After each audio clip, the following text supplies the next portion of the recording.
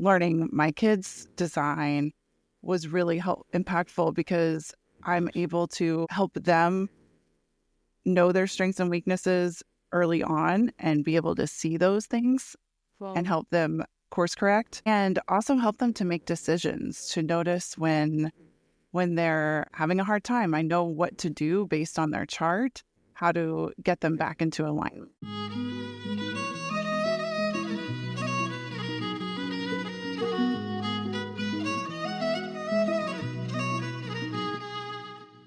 Welcome to the Feminine Alchemy podcast, where we explore the truth about the feminine, the peaceful, the wild, and the visceral. I'm your host, J.N. Behringer, joined by my co-hosts, Julie Dean Richards and Kaylee Rose. Each week, we explore the deep mysteries of the feminine and help listeners apply them to their daily lives in a practical way. Join us to unlock the hidden wisdoms your soul has been waiting for.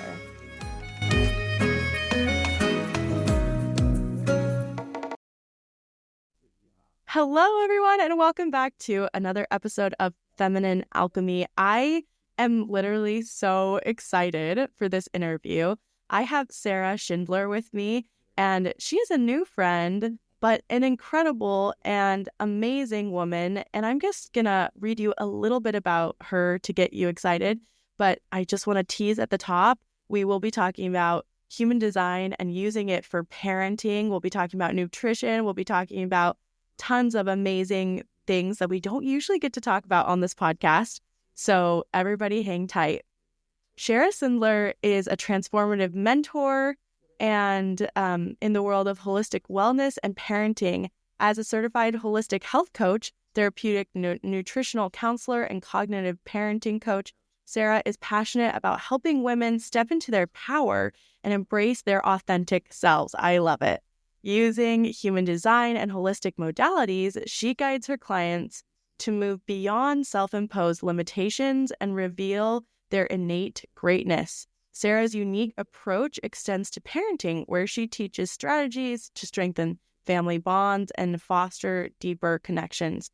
She is also the host of the Next Generation Parenting podcast, a homeschooling mama of two. Sarah brings her real-world experience to her coaching, blending warmth and challenge to inspire transformation. With Sarah, expect insights that will push you out of your comfort zone and into being the best version of you. So if you're not excited after that, I don't know what will make you excited. So hi, Sarah. I'm excited to have you here.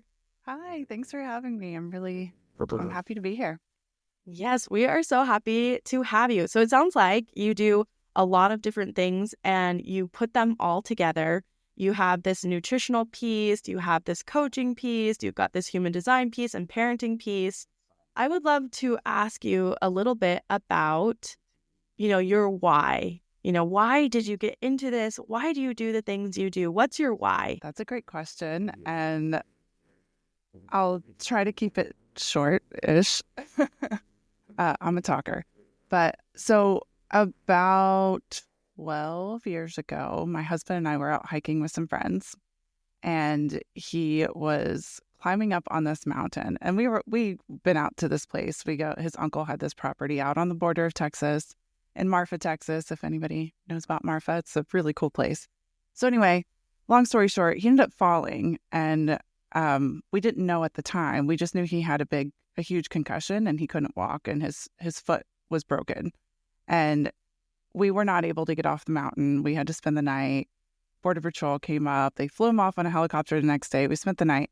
So he ended up breaking both his legs and his back and had a severe concussion. And so through his recovery, being home, he was in a wheelchair because he couldn't walk with two broken legs. And I was his caretaker. And so we just watched a lot of Netflix documentaries and about health and about empowerment. And so that started the journey on the health trajectory. And so we cut back on a lot of things. We started making things at home from scratch.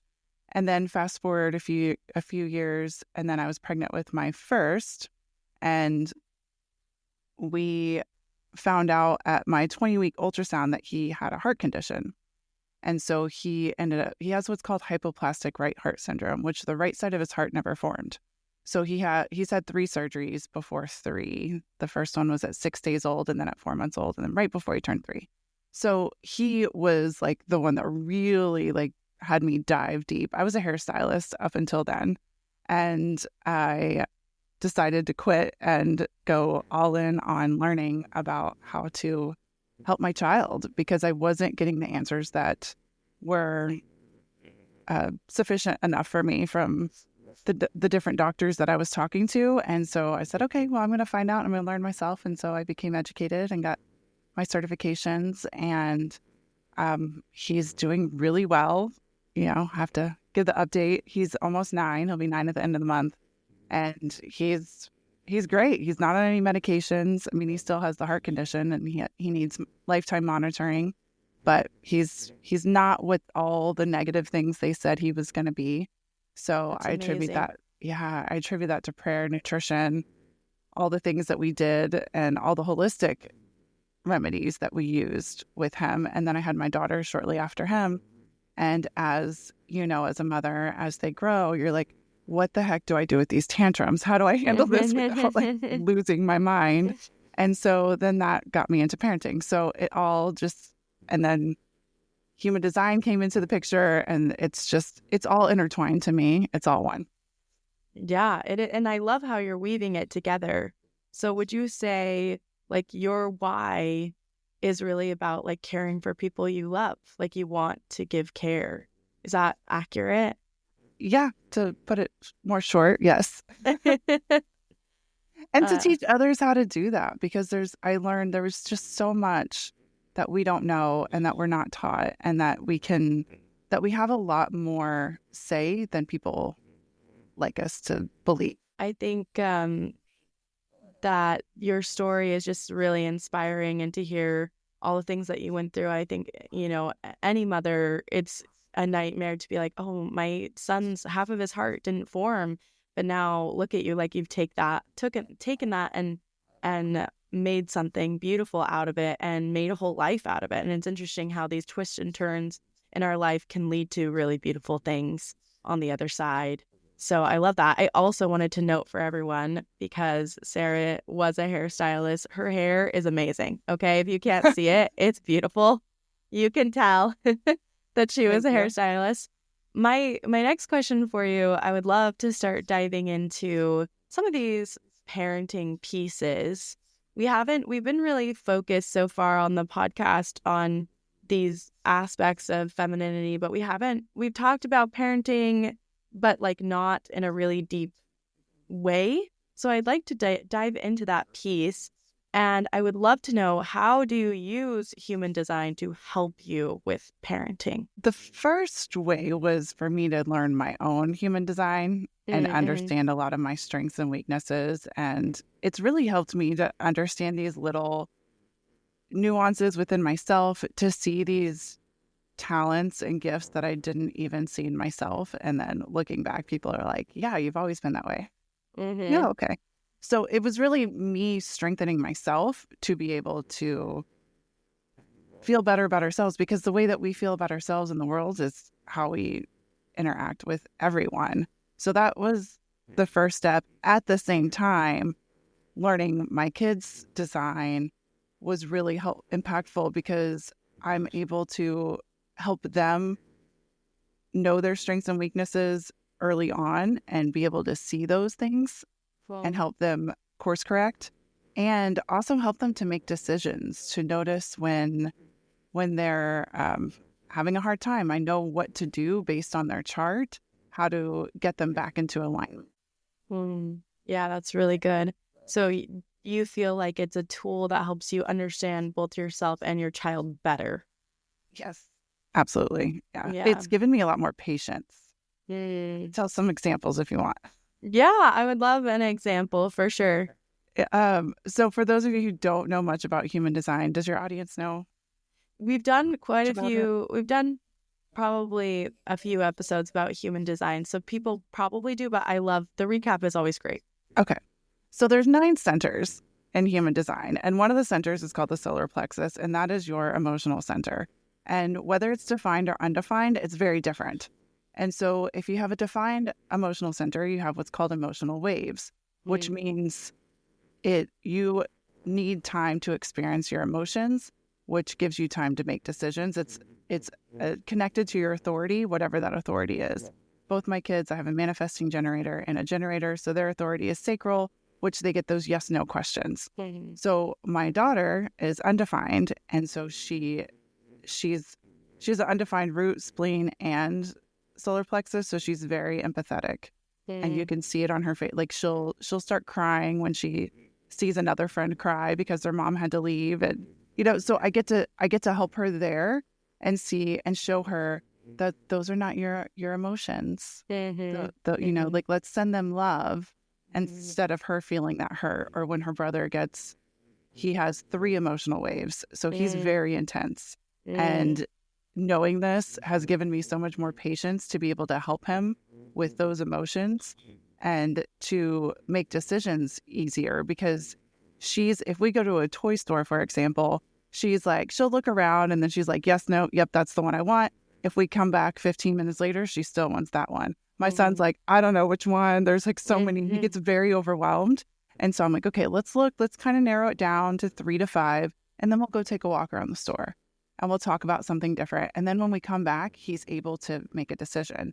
So I show him like, what are you feeling in your belly? Yes or no? And so I can teach them to make those gut decisions and to see how to make those choices. And now, like I said, he's almost 9. He's doing that on his own, and he'll be like, I'll ask my belly, Mom. And he'll go and he'll ask himself. And I see him like holding things up, and he's like, yes, no, and whispering it to himself. And it's really cute that they're taking these tools and using them to help them regulate and help them to make decisions on their own. Oh, that's beautiful. I love that. When you were talking, I just thought, man, would you be okay if we went through like each of the 5 types and talked about them in the frame of children? Like, what does this look like in the frame of a child? How does that sound to you? Yeah, absolutely. That would be great. Okay, awesome. We usually start with generators, so I guess that's where we'll begin, right? Okay, well then we'll start with the generators. Yeah. So generators are the builders of the world. They are very busy. They have a lot of energy, and they like to go. One thing that's really great to know as a parent of a generator, especially if you are not a generator, and because they're known as an energy type. If you're not a generator, you do not have a defined sacral. Generators are the only ones with a defined sacral, and it's very busy. And if you're not a sacral type, you can feel exhausted by your children more easily than others. I would imagine do you have a generator child? Yes, I do. I have a generator, a manifesting generator, a projector, and my husband and he's a mental projector and I'm a reflector. Okay. So I knew yours, but yeah. Yeah. So you can feel exhausted by your child. So it's almost like you've got to let them run down their battery. And there's also certain channels in their chart and gates in their chart. Like my son has this one channel that he has to move. He has to get a lot of energy out or he just won't go to bed, like regardless. So there's a couple different places there that show that one, even if they are not a sacral, they are going to have a little more energy. But if they are sacral on top of these gates or channels, they're going to be like just high energy. And that's one of the things with some of these kids in schools are having a hard time sitting still. Some of that is just because they have so much energy and they're just not meant to sit still. Like my son does not sit down when we do homeschool. We're very relaxed homeschoolers, but he stands up at the table and he moves around and he like walks around and he gets a snack and he's not a sit down at the table. My daughter has no problem. Like she loves workbooks and she loves to sit down and focus. And so you get to see that in the kids and do that a little differently. I know I'm getting off track. But so for generators, with that, they automatically have a sacral. Yes, no is their authority. Asking them yes or no questions, you're going to get a much better answer from them. Whether they're emotional or not, that they just need a little extra time to decide. But if they're a generator, they have that sacral. So instead of asking them, what would you like to eat? Give them specific items to eat. Like, do you Mm-hmm. want Mexican food? Would you Mm-hmm. like, whatever Mm-hmm. their favorite foods are, you can go through and ask them and ask the yes or no questions. Like I said at the Mm-hmm. store, we're like, yes or no, do you want this Mm-hmm. toy? Yes or no, do you want this one? And then they're able to get a more clear answer.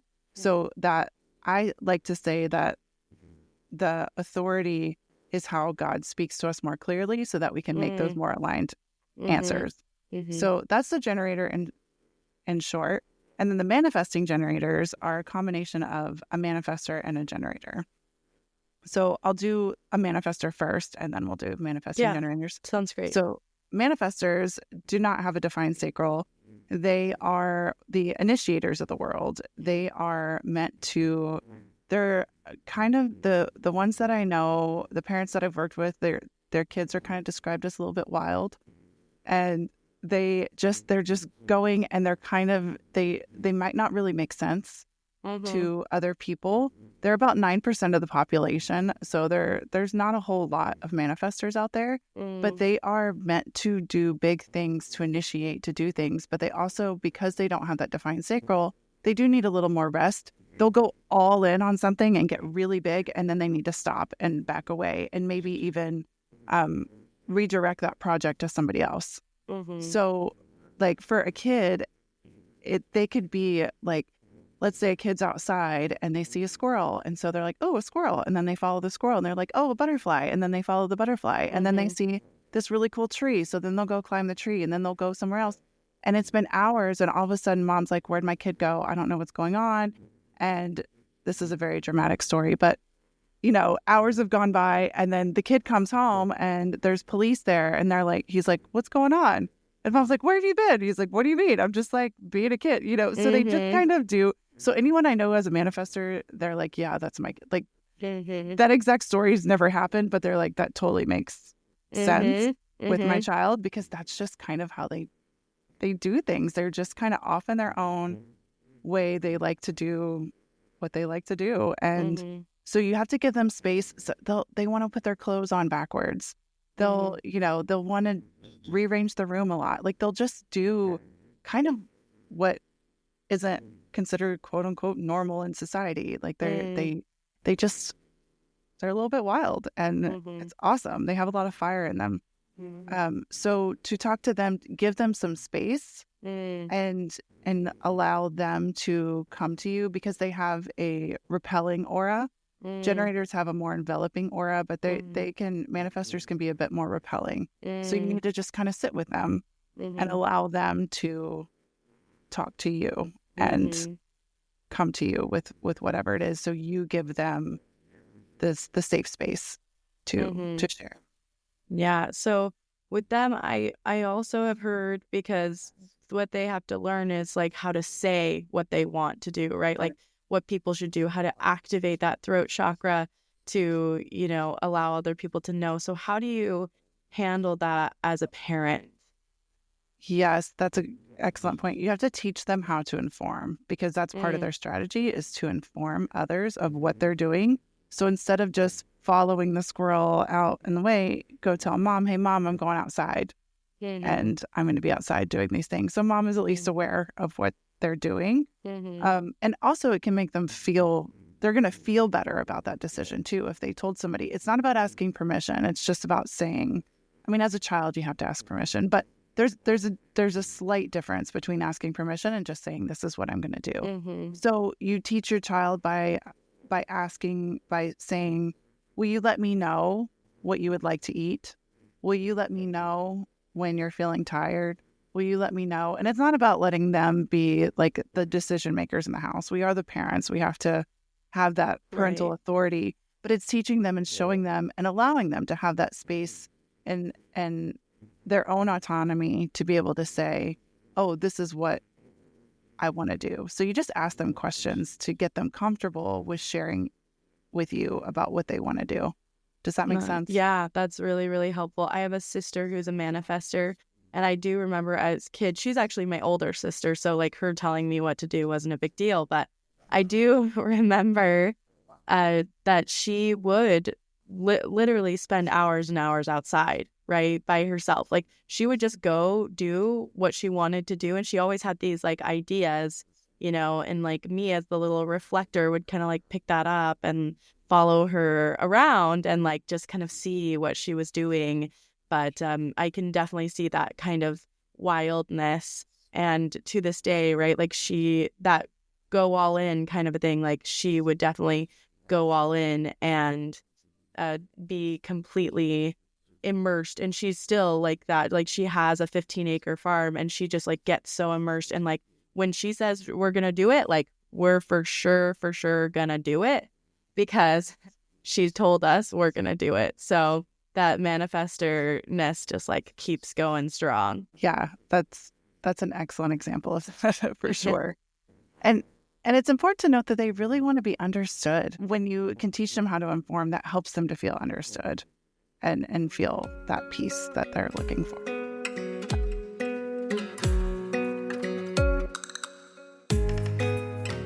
Hey friends, it's Julie. I'm just popping in here real quick to tell you about a very special invitation we have for you. If you have been feeling deeply called to learn more about your feminine identity or to see what feminine power really is, or you're just loving the podcast, then Kaylee and I would love to invite you to join our community, Feminine Alchemist. Inside, we host live monthly women's circles, challenges, and Wheel of the Year celebrations. They are seriously so much fun. We have monthly workshops where we bring in experts to teach on anything from menstruation to mythology. You'll also get access to our library of courses about astrology, intuition techniques, sacred embodiment, and cyclical living. And most importantly, you'll be able to connect with women who are like-hearted and walking the same path as you. So if this sounds exciting to you, join today by clicking the link in the show notes or going to femininealchemist.com. That's alchemist spelled M-Y-S-T. Okay, back to the episode.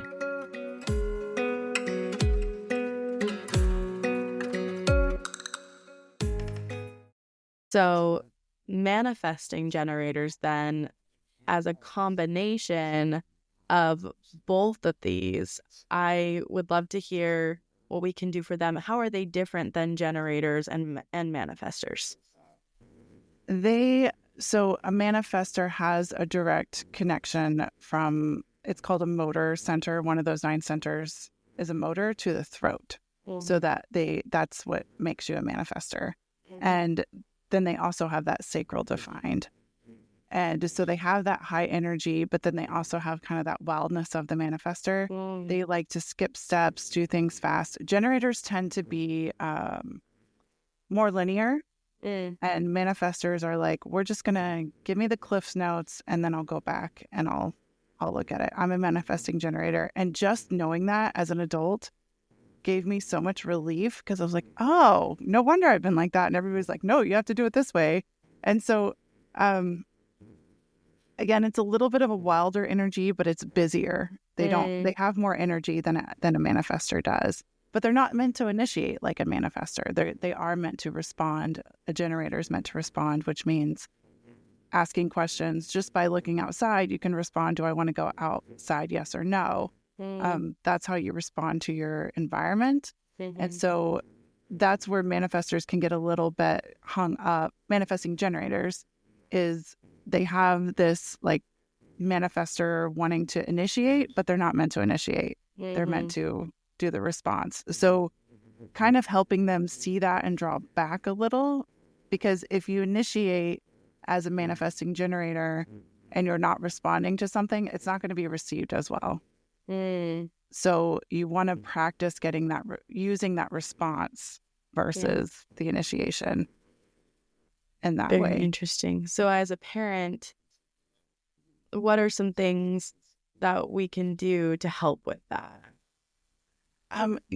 This might strike a nerve with some people, but giving them permission to quit can be really helpful. I like it. Yeah, because they tend to like a lot of different things. They're not quite as linear. If you look at an adult who's a manifesting generator, a lot of times their jobs, there's a little like key to it, but like they're completely different. Like I used to be a hairstylist and now I'm a health and parenting coach, Mm-hmm. which you would never say those are connected, but they kind of are because, Mm-hmm. people talk about the hairstylist as being a therapist. So that was kind of like my introduction to coaching that I didn't realize.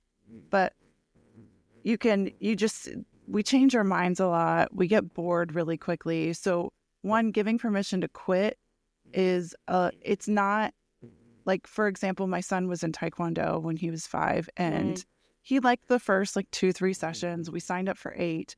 And then he was literally hiding in the closet because he didn't want to go. And so I'm like, I'm not going to force him to go. I said, we did commit to these classes. We're going to finish these classes. And then I found something called ninjas at the gym.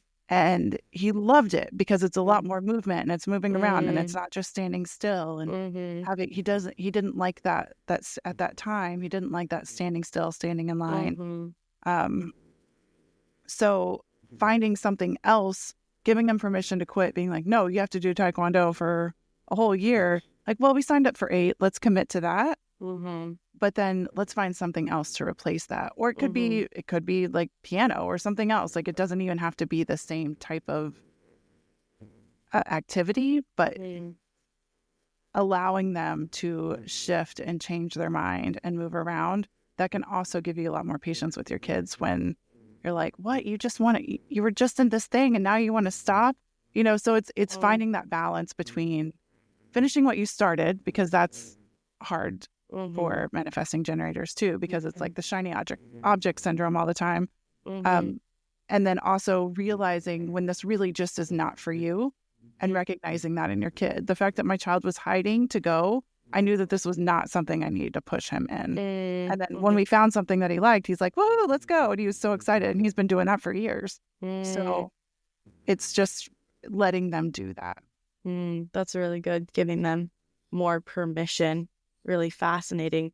Yeah. And how does this work then for a projector? So projectors do not have the defined sacral, and they are about 20-ish% of the population. One thing I hear about with projectors a lot, especially as adults, and I've talked to women in their 70s and read their charts, and they tend to feel really validated by learning their chart because they need to be invited. And a lot of times, like, for example, at the playground, the other kids will be playing, and if nobody says, hey, Julie, come on, you want to come join us? They don't feel like they can. So they tend to sit back. And I've actually had some parents talk to me and they're like, the teachers came to me and they're concerned because my daughter's not engaging with the other kids. It turns out one in particular I'm thinking of, turned out she's a projector. So I said, well, why don't you have the teacher invite her, or tell the teacher to tell one of the students to invite her. And I could almost guarantee you that will change. And sure enough, it did. And so, like, when it comes to cleaning a room, instead of saying, like, it's time to clean your room, like, can you show me where this goes? So you're inviting them to help you, quote unquote, help you clean their room. So it starts to inspire them. And using those kinds of questions, invitation style questions, can really help them feel more seen and heard. Because they also desperately want to be seen and heard, and they can go to bitterness really quick and can be toxic. Yes. And so you got to watch out for that. And so when you know that about them, then you can use language to help keep them out of that bitterness and into the feeling successful. So they want to feel successful and recognized. So when you can help them feel that way, it's not about like blowing smoke up their ass and giving them like fake praise, but really genuinely like, wow, you worked really hard on that project. I think that, that's so great. Praising their effort. And this, it goes across the board with all kids, praising their effort as opposed to just being like, great job all the time. But for projectors, it really means a lot for them. And they have more of a penetrating, focused aura. So they hone in and they can really they're almost, they can be really piercing and can can make you feel uncomfortable sometimes because they're feeling something in you and you're like, I know that you feel something in me and I don't know what it is. And so you kind of want to like back off a little bit. Yeah. So it's again, using that language to help them to feel that success and that recognition. So allowing them to go in and out of things, like they learn by asking open-ended questions. Like you wouldn't want to ask a generator, how was school today?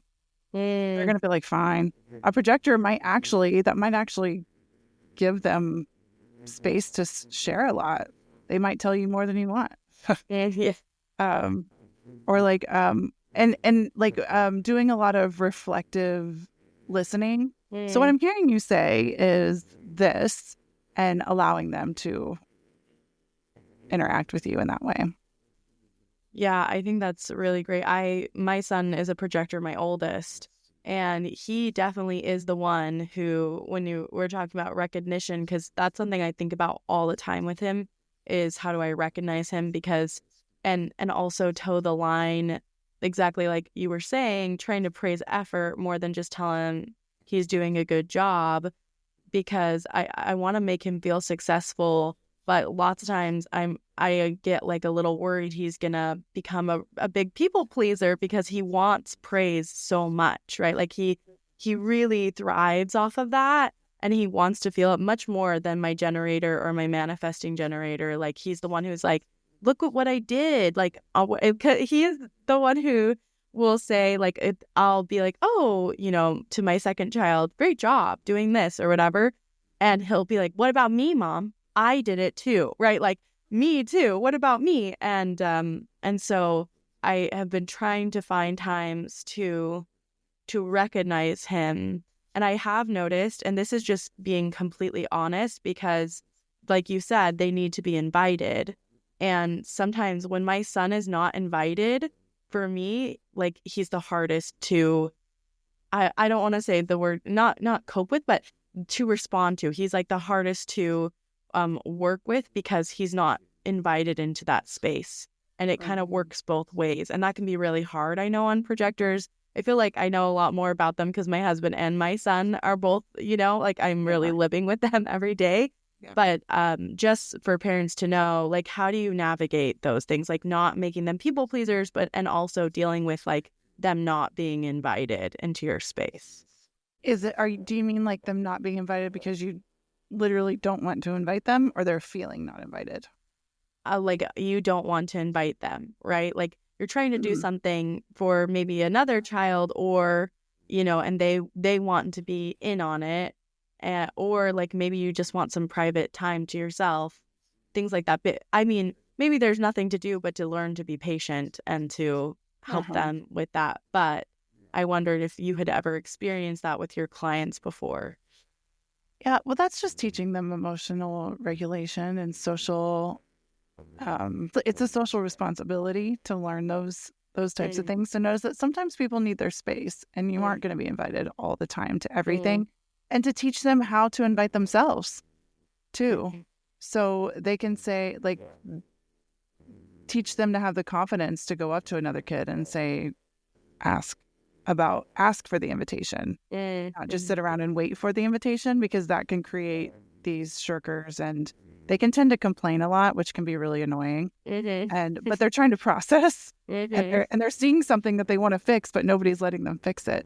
So if you don't want to invite them and they don't feel invited, it's okay. That's part of boundary setting. And one of the things they say about boundaries is you don't have to like setting the boundary, and they don't have to like the boundary, whether it's a child or an adult. So that's just one of those things that we all have to learn. And unfortunately, a lot of adults don't know how to set healthy boundaries. And so we're learning it alongside trying to teach our children this. But the hope is that if we do that regularly enough, then they're going to understand and be like, okay. And I tell my kids that too. And I've said it since they were little. And as they're getting older, I'm starting to see they're picking up and actually getting the stuff that I taught them.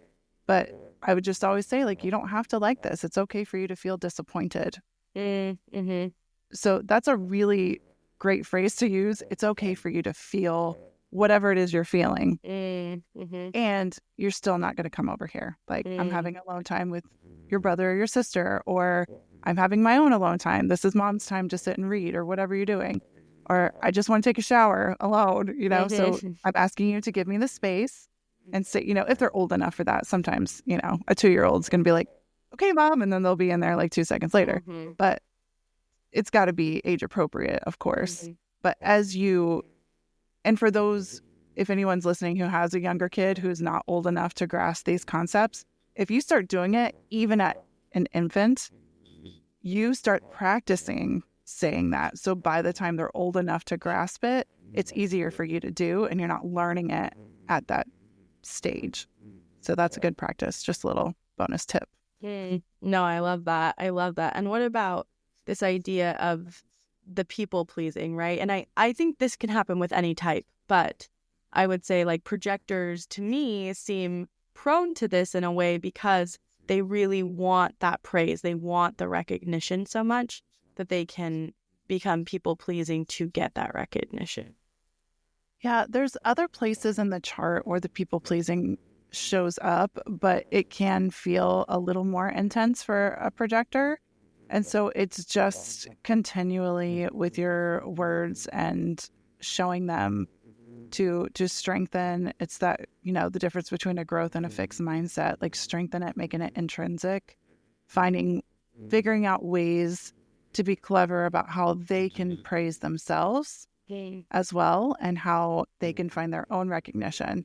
So, and my daughter, she has some people pleasing tendencies because of places in her chart. And so she's like, do you really like this color, this picture I drew, mom? Like, do you really like it? She's a generator. I'm like, yeah, I really like it. How do you feel about it? Do you like it? Yeah, but this, and it could be there. Well, great. Well, you can improve on it next time. And so next time you draw it, you know what you want to do better, right? Yeah, I do. And she'll get excited about it. So instead of letting her always use my validation, and so I put it back on her. So you can do that with projectors too.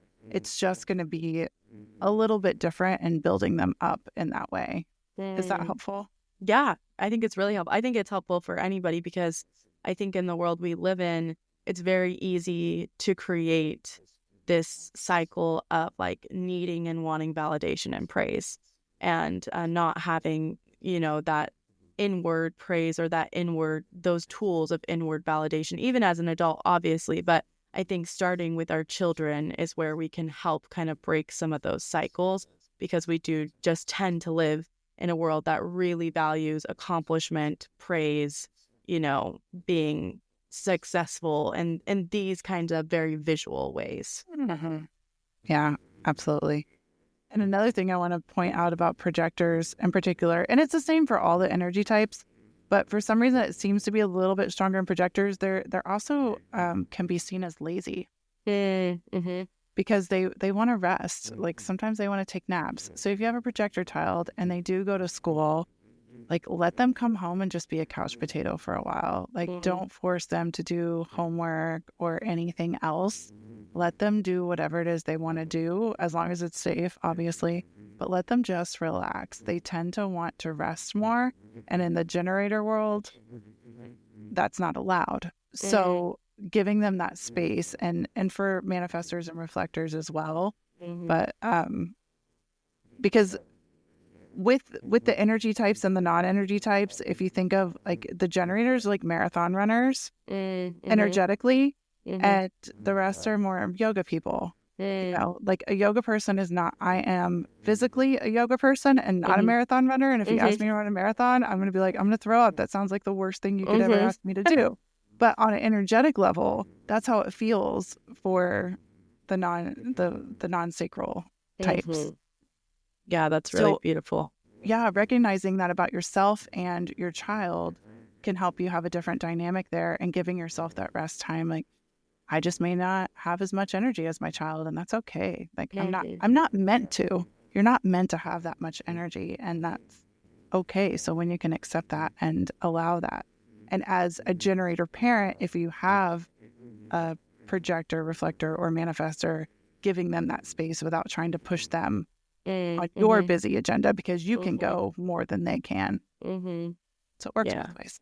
Yeah, that makes sense. And I think it's helpful also as an adult to recognize, and I've had to do a lot of work around this, and my husband also, that, you know, if you are a projector, a reflector, or a manifester, then, you know, you'll have to learn how to work with your waves, right? Like there are waves of time when you feel like you can get everything done, and sometimes you can. Like sometimes you can get way more done than anybody else, but there are waves where you will just have zero energy. Like you just won't be able to do it, and it's not laziness to give yourself rest either. Mm-hmm. Absolutely. So let's move into, I guess the only type left we have is the reflector. So let's move into the reflector child. Well, and it'll be interesting to hear your take on it too, as being a reflector. These are the most rare types, and they only are about 1% of the population. So you're a little unicorn. So their strategy is to wait. They basically go by the phases of the moon. And so, you know, to make really big life-changing decisions, they're going to need a lot more time than any of the other types to do that. And it doesn't mean like you don't have to wait a whole month to decide what you want to have for dinner. Like that's not the goal, mostly with the bigger decisions. They like surprise and can go into disappointment. So when they're feeling disappointment, bringing them back into like doing something unexpected for them that can be exciting. Does that resonate with you? Do you feel that? Oh yeah. I mean, I think I'm always the human as far as like day-to-day decisions, because I think can be really difficult for people, because if you have a reflector child or you are a reflector, like you will feel indecisive much of the time, right? Like you will feel like or you can have the feeling of like, I like everything. I like everything you said. I like it all. Like which one to choose? I don't know which one to choose. And so I am definitely the person at the table every time, like literally every time we go to a restaurant, I'm like, can you come back in a few minutes, please? And I will always ask, like, what do you like? You know, like I will ask the waiter, and I will like ask every person, like, what do you like? And what do you, you know, and to get like myself a better like handle on like what would be good to choose, you know, what would be nice to choose. And I think for a child, I don't know, you can tell me what your experience has been like, because I do think this is my own thing. Okay. So this is Julie Midrash. This is like my own thoughts on it as a reflector. But I do find that, so for people who don't know, a reflector their chart looks like a blank slate mostly. You're completely undefined, and you reflect the people around you. You shape into your environment, which is why environment is incredibly important for this type. But I feel that because of that, the transits, that's why like the moon affects reflectors so much. The moon and the other transits affect them. And so what will happen is as the transits affect them, then they'll have things lit up. And so one day they might be more generator-ish, and another day they might be more manifestor-ish. And I have found for myself on a day-to-day basis, because you can't wait 28 days to decide like what ice cream you want, or like to decide certain things. Like you just can't. I do try to ask for as much time as possible, but I kind of make decisions, or I find that I naturally make decisions dependent on what I am that day. So like if I'm a generator, I will be more yes, no, feel the sacral pull to things, and I will choose them. Or sometimes I'm a manifestor, and like I can tell when it doesn't happen quite often, but I can tell when I'm a manifestor that day, because I'm like, yeah, you do this and you do this, and I'm going to do, you know, I'm like, I know exactly what I want to do. I know exactly where I'm going. And so, you know, just, I think for me, it's knowing that your kid is going to be different all the time, but that they're really reflecting you in your environment, and like the environment that you put out is going to be how they reflect. But definitely giving them more time is important, I think, to make those decisions. Absolutely. Well, there you go. You've just went over the whole reflector. But yeah, reflectors have an electromagnetic aura. So they're observers, like you said, they're mirrors for everyone. And so it's indicative of what's going on in your life and other people around them. So you're right, the environment is huge for them, and allowing them to do little things like changing their rooms, giving them like 3 to 5 places that are like you could call like a safe place or a cozy place for them to go to when they're feeling, a little bit like they don't know what to do, and needing that time and space can make them just feel more relaxed. Just getting them like their little special corner to go be wherever they want to be. And they're just designed to reflect. So you can, like you said, you can be a generator one day and then a manifestor another day. And when you can understand the transits, it helps with that. And that's a whole nother topic, because like my daughter said, she has an undefined emotional center. I can always tell when the transits are and she's defined. Her personality shifts and she is just like an emotional wreck. And I always go and look and I'm like, oh, well, that's what's happening. So it's really helpful to understand that, to be able to see, so that you can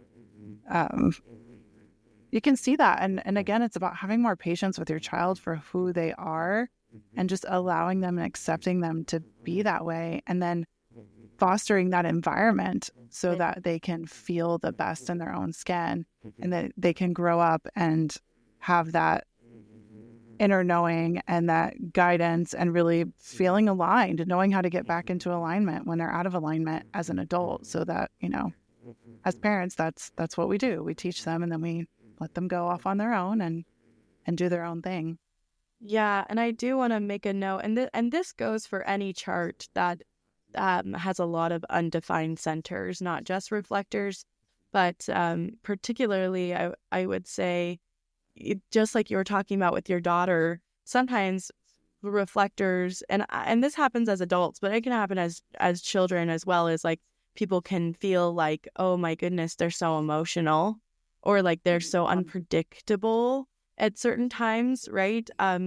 Which it's just funny that I say that, because like I actually haven't, no one's ever said that to me before. Like no one's ever really called me dramatic or emotional, or like maybe like once or twice, but I do, or like unpredictable per se. But I have met another reflector. I didn't know that, actually we were like such close friends, and I didn't even know she was a reflector, for years in college, and I just found out recently.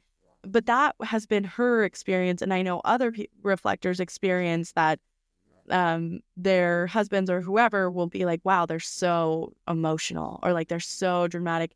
And it's because they are amplifying, because if you have an undefined center, you're amplifying everything. And so she'll just amplify. And her husband was also like, yeah, and then she has zero energy. Like there's no energy, but he's a generator, right? So like he's not giving her that space, because she can keep up for a while, but she'll burn out, right? Like she can do more than you for a while. And so you might find that in a reflector child, that people may call your child dramatic or overly emotional or unpredictable, and just dealing and helping them. For me, what has been so helpful is to realize, like, no, you're not. You're just like the moon, right? The moon changes all the time, right? She shifts all the time, but it's rhythmic, and she has a rhythm, and she's not unpredictable. She's just ever changing, and she has her rhythm and her cycle. And so that can be helpful for people who have a lot of undefined centers, or who are reflectors too. Absolutely. Yeah. Thank you for bringing that point up, because and that's where doing family charts is so helpful, because you can see everybody and can see those dynamics, and you can see where I'm defined and they're undefined. And it's really helped, like, just for example, with me and my husband, knowing I have a completely open root. He has a defined root. My whole family, my parents, my sister, they all have defined roots. And it made so much sense to me when I learned that my completely open root, I always felt this pressure to do things the way that everybody wanted me to do. And so I'm able to catch that, and I stop, and I'm like, I don't need to worry about that. Like I'm picking up on their stress. I pick up on everybody's stress really easily. And I can now recognize that. And so it's really given me a lot more peace in my life, just knowing that one little thing about myself and my undefined centers. And then again, like I said, with my daughter, being able to help her navigate those big emotions that she feels and absorbing other people's energies in those. And so that's why it's interesting for a reflector, because it's all of them are undefined. And so they're always picking up on all of it. And just knowing the little ones, like those of us who just have a few, it's just really, it's so helpful to be able to have something tangible to see and be like, oh, this is why I feel this way. And here's how I can shift out of that. Excuse me. Here's how I can shift out of that when I'm in the lower expression of myself and giving you like that language of the opposition of the exact thing, instead of having to guess like, well, what is the higher expression of this thing? I don't even know. Well, right here, look at this gate. That's the high and the low in expression. You're in the low of this one. Let's move you up. And the same with the centers. So I mean, I could go on and on about it, but it's so helpful. I almost can't even help parents without knowing the charts, because I'm like, because they'll tell me these different things about, oh, my kid's doing this, my kid's doing that, and blah, blah, blah. And I'm like, I got to see their chart, because then I can really pinpoint it and see, well, oh, you're over here. Your energy is really strong here, and you're overpowering them, and they're feeling scared's not the correct word, but they're feeling uneasy sometimes, or vice versa.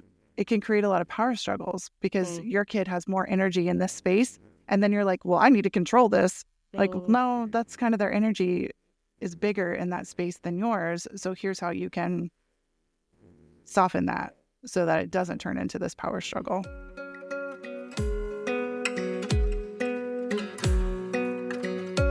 Hey friends, it's Jayanne here. If you have been feeling really stressed out about the world lately, you are not alone. There's been enough crazy and fear flying around the internet that even I've been knocked off my rocker sometimes. But it's times like these that I'm really grateful for the tools I have to regulate my nervous system. I developed these tools for myself when I was going through the thick of it. My babies were young and I had a ton of repressed anger. And these tools helped me through other stressful times, including negotiating my own divorce, having difficult money conversations, and of course, the whole COVID experience.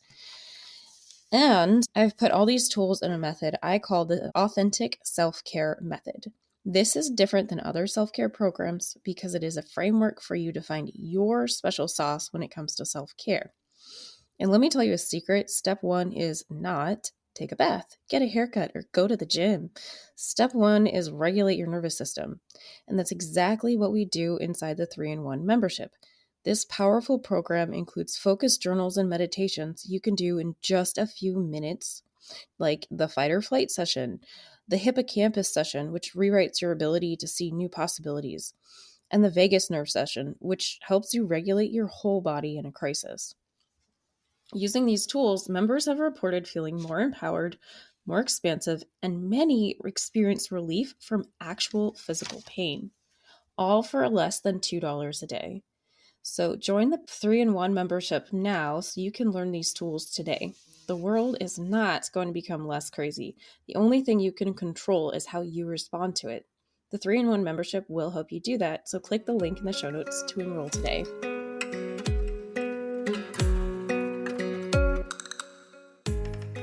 I would love to go over, can we just talk about the pressure centers, just like the crown and the root? Because I think a lot of people will have either one of those undefined, and just helping them understand what's going on for them and for their kids that have those undefined. Yeah, they are huge. So the head is at the top, the root is at the bottom. So it's the pressure, the top and the bottom.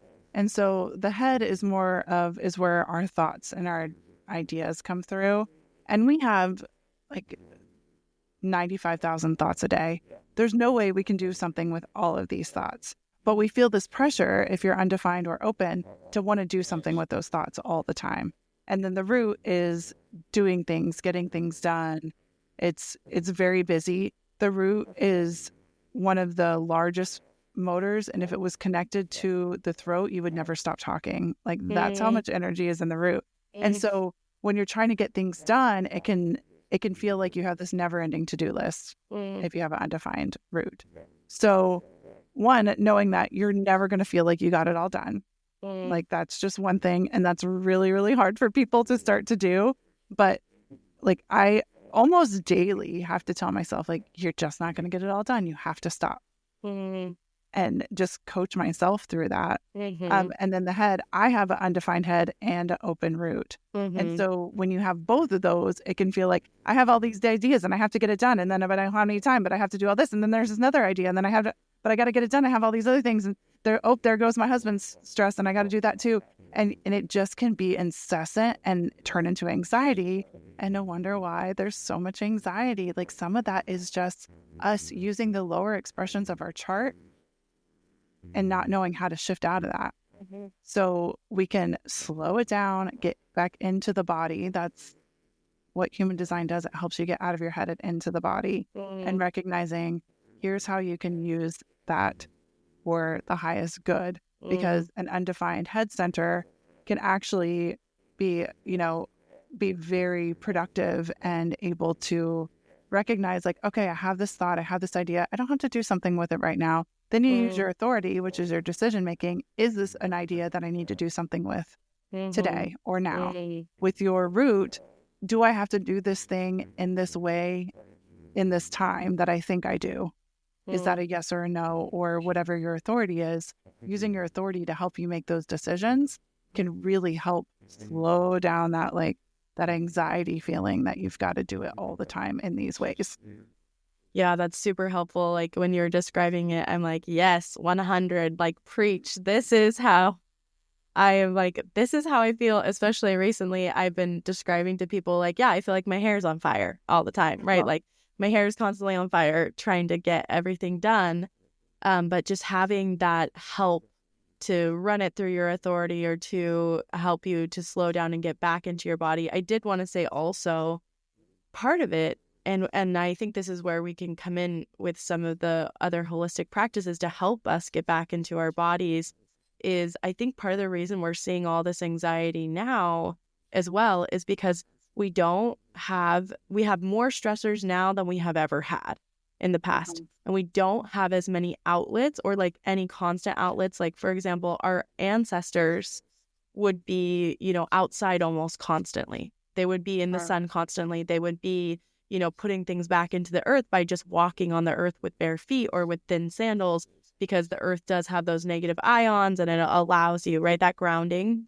And but now we're inside almost constantly. We're on a screen almost constantly, which that blue light is giving that helping your cortisol just stay nice and high all the time, right? Yep. So I think that's part of it but we still have this, not a problem, but we still have, undefined heads and undefined roots. And now they don't have the ability to escape, right? So I would love to talk a little bit about, for someone who has this, I think first it might be good to run through the authorities again really quick, just to let people know what the authorities are again, just as a reminder. And then can we talk about some ways like to create that safety, to do that stress relief? Yeah, some absolutely. tools for that. Yeah. So the authorities are, again, that's how we make our decisions. And like I said, it's how I see God speaking to us, the way that we can hear him the most clear, because he's guiding us and helping us. However you see God is guiding us and helping us to make those decisions. It's something outside of ourselves. And so when we can do that in a clearer way, then we feel better about the decision that we made. Even if it doesn't turn out the way that we wanted it, we still feel good about it because we made it from a true, honest, aligned, authentic place. And so there's the sacral authority, which is that yes or no. You just ask yes or no questions and you feel it in your body. And it can feel like if you have that, it can feel like a yes, or like like it's a grunting, it's a groaning, it's a contraction and expanding within your body. And when you learn to tune into that, you can really actually feel it in your sacral, is just below your belly button. You can feel in that area a contraction or an expansion, which is kind of cool when you start to tune into that. There is the splenic authority, which is that really soft inner voice. It only speaks once and it says, go here, do that, call this person, say that thing. We all have that. We all have all of the authorities. We all have the whole chart. But what's going to be strongest for you, where you make the decision the strongest. But that splenic authority is that real soft whisper, and it's very intuitive. And then there's the mental projector, which is that authority that you like to bounce things off of other people. You want to talk it out. You need somebody that you trust, somebody who's not going to give you advice necessarily, but just you need a sounding board. And that's going to help you feel better. And then there's environmental as well, where you change your environment and you can shift that way. So those are some of the main, without going too deep into all of it there. And then what you can do is use your authority to figure out what you need in the moment, because our bodies know what we need. If we really tune into it and we slow down. The breath is one of the fastest ways to do it. Just stop and take a really deep breath in through your nose, out through your mouth. You can do it a couple of times, and that'll slow down your heart rate. That'll bring your body out of stress and into calm. And so, and it changes your whole digestion. It changes your whole physiology internally just by doing that. And so then you can get more quiet and you can actually hear that authority telling you what you need to do. Some of the other modalities, like you said, is grounding, just going out and getting sunshine on your face, barefoot, even if it's cold, like just stand on your porch for like a minute, as much as you can handle it, or go touch a tree.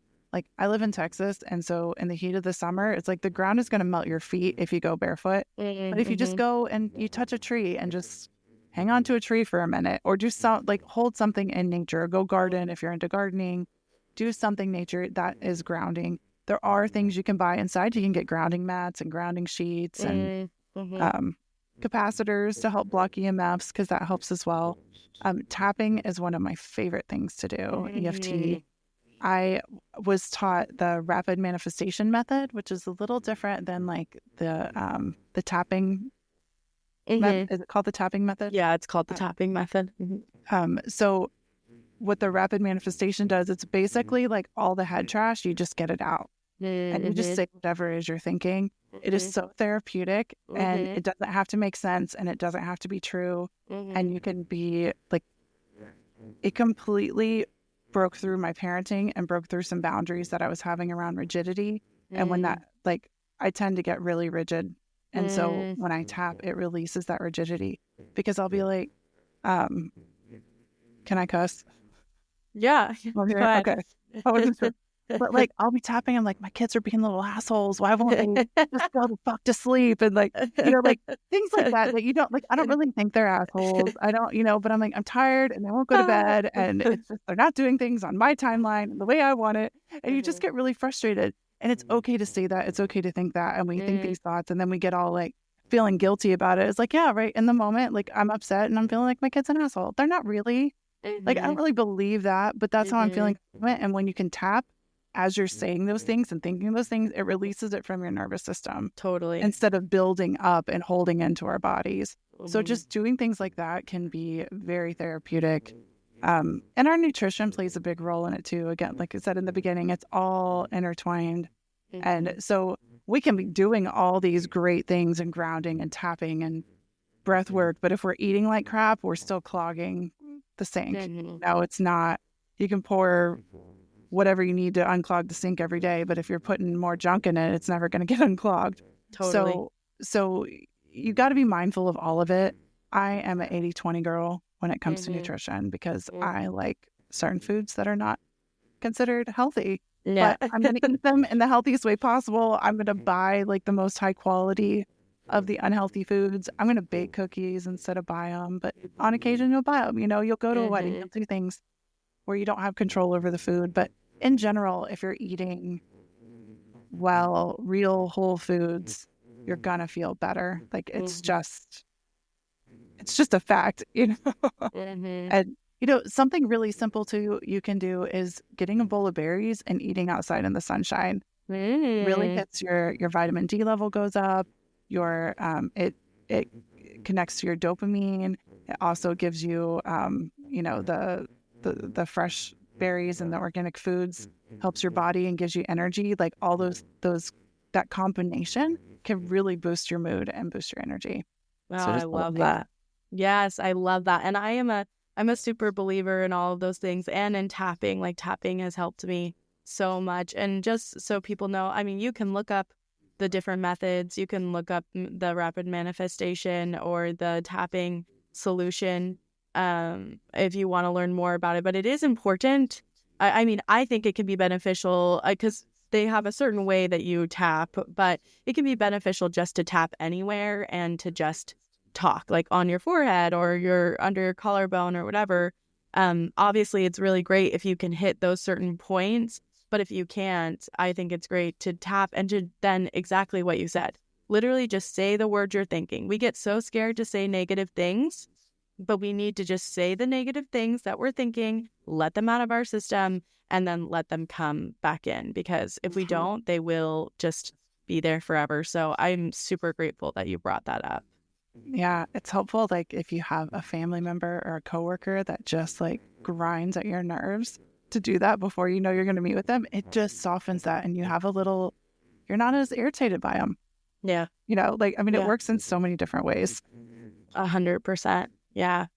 Well, thank you so much. This has been such an amazing conversation. I have loved it. I had so many other things. I'm like, we should go for 2 hours in my an hour and a half, because I would love to get into environment and children as part of your human design, but we'll just have to have you back soon. Yeah, love that. Yeah, this has been such a joy. Where can people find you, Sarah? I have a website. It's livingaligned.love, and you can go there. And under the parenting section, I do have a free guide for parents that is your child's type. There's a link in there to go to, if you don't know your child's chart, you can use that link to go run their chart, and then you'll see their type there. And then it has what their type is, how to, different language that you can use, and some different things that you can, some of the stuff that I told you today is all in there. So you can go get that and just download that to have just a quick little resource there. I'm also on Instagram at livingaligned.love as well. Amazing. I love it. I hope everyone comes and finds Sarah. Go follow her. She has great information. She's marvelous, just a vast wealth of knowledge. So thank you so much for tuning in. Thank you again, Sarah, and we'll catch you all next week. Thanks so much for listening. I hope you enjoyed this episode as much as we did. Please make sure to give us a 5-star rating wherever you are listening and share with someone you know. See you next week.